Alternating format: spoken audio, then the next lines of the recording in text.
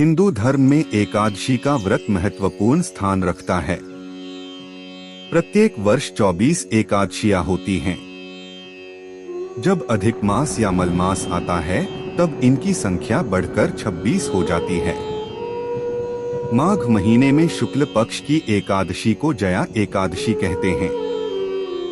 जया एकादशी बहुत ही पुण्यदायी एकादशी मानी जाती है। इस एकादशी का व्रत करने से सभी तरह के पापों से मुक्ति मिल जाती है। शास्त्रों के अनुसार इस एकादशी का व्रत करने से मनुष्य को भूत प्रेत पिशाच से मुक्ति मिल जाती है।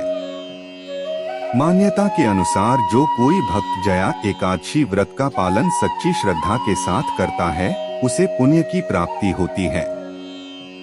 इस दिन भगवान विष्णु का पूजन करने से दोषों से मुक्ति मिलती है। साथ ही इस दिन पूजा के दौरान जया एकादशी व्रत की कथा पढ़ने से सौभाग्य की प्राप्ति होती है।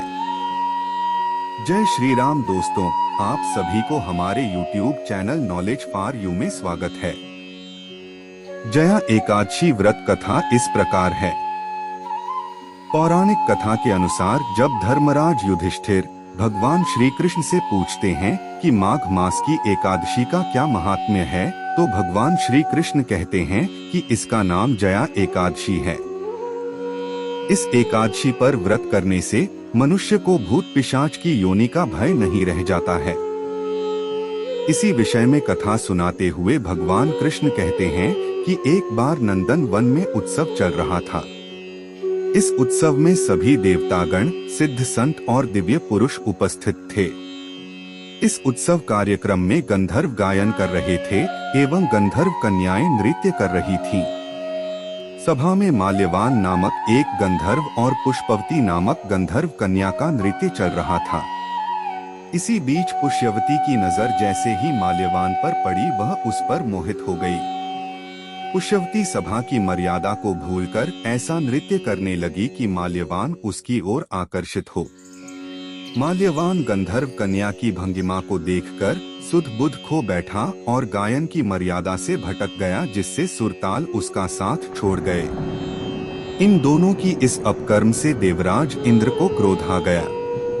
उन्होंने दोनों को श्राप दिया कि वे स्वर्ग से वंचित हो जाएं और पृथ्वी पर अति नीच पिशाच योनि को प्राप्त हो। श्राप के प्रभाव से दोनों पिशाच बन गए और हिमालय पर्वत पर एक वृक्ष पर अत्यंत कष्ट भोगते हुए रहने लगे।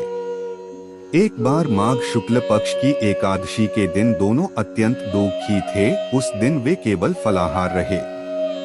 रात्रि के समय दोनों को बहुत ठंड लग रही थी, अतः दोनों रात भर साथ बैठकर जागते रहे।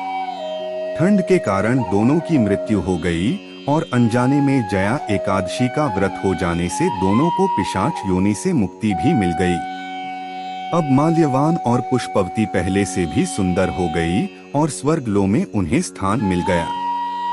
देवराज ने जब दोनों को देखा तो चकित रह गए और पिशाच योनि से मुक्ति कैसी मिली यह पूछा। माल्यवान के कहा, यह भगवान विष्णु की जया एकादशी का प्रभाव है। हम इस एकादशी के प्रभाव से पिशाच योनि से मुक्त हुए हैं। इंद्र इससे अति प्रसन्न हुए और कहा कि आप जगदीश्वर के भक्त हैं, इसलिए आप अब से मेरे लिए आदरणीय हैं। आप स्वर्ग में आनंद पूर्वक विहार करें।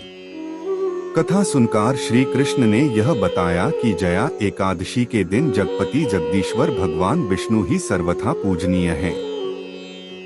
जो श्रद्धालु भक्त इस एकादशी का व्रत रखते हैं उन्हें दशमी तिथि से को एक समय आहार करना चाहिए। इस बात का ध्यान रखें कि आहार सात्विक हो। एकादशी के दिन श्री विष्णु का ध्यान करके संकल्प करें और फिर धूप, दीप, चंदन, फल एवं पंचामृत से विष्णु की पूजा करें। आपको हमारा ये वीडियो कैसा लगा कमेंट्स कर जरूर बताएं। साथ में अपनी प्रियजनों के साथ भी ये वीडियो शेयर करें। ऐसे नई जानकारी के लिए हमेशा हमारे चैनल नॉलेज फॉर यू से जुड़े रहिए। फिर मिलेंगे हमारा अगला वीडियो में नई जानकारी के साथ। तब तक के लिए आज्ञा दें। नमस्कार।